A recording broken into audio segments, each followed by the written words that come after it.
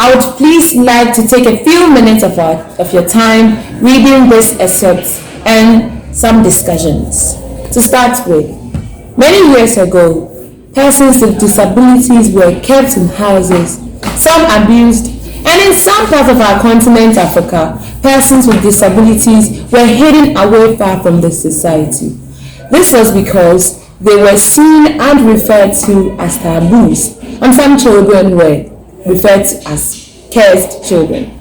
Well, today, this seemed to have been one of the songs of the old woman of my land, with its lyrics fading away, leaving only the tunes echoing, as said by late Fozoni. Around the world, the history of special education services has followed a similar course to that in Ghana. Take the United States as an example.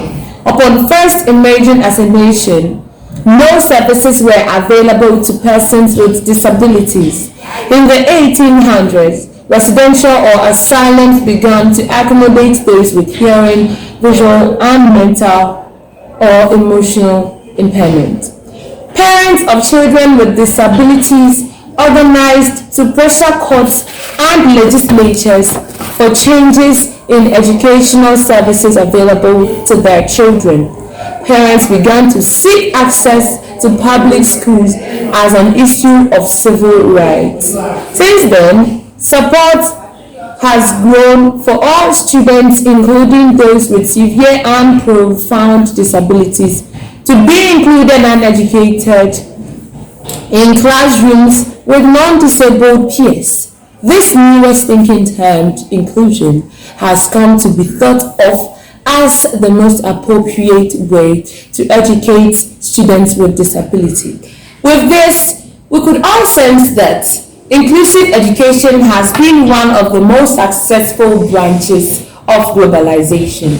The world has been made more accessible to persons with disability these days due to the introduction of technology. A lot has been elaborated and said already by the people on education, but I am taking it from a different perspective, but it still remains education. I have divided it into three main sections, namely the parental education, the girl-child with disability education, and the public education. To kick off, we please start with the parental education. Persons with disability or parents who give birth to persons with